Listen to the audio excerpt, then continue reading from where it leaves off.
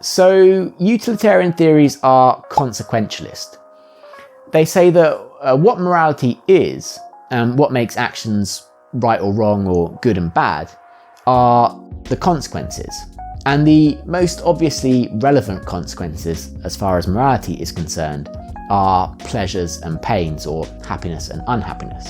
And so this is what so-called hedonistic utilitarianism says. It says that actions that increase pleasure or happiness are good, and actions that decrease pleasure or increase pain are bad.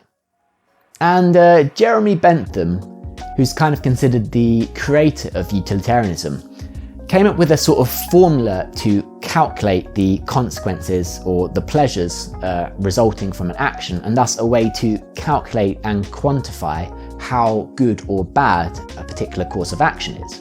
So Bentham's utility calculus lists 7 variables to consider when calculating the utility or pleasure that results from an action.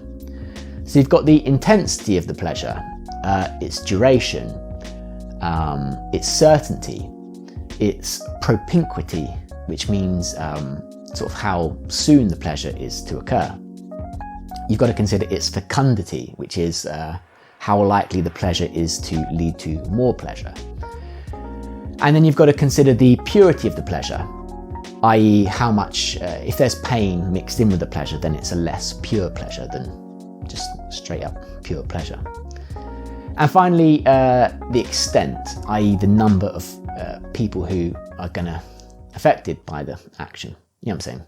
Whatever.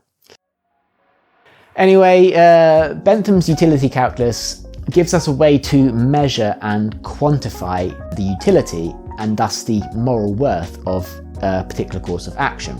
So each time we act, we add up all the pleasures and minus all the pains, and whichever course of action results in the highest number, i.e. the highest net amount of pleasure, is the morally correct course of action. So it's kind of a scientific way of quantifying morality, and it's in theory a simple way to decide what is good and bad.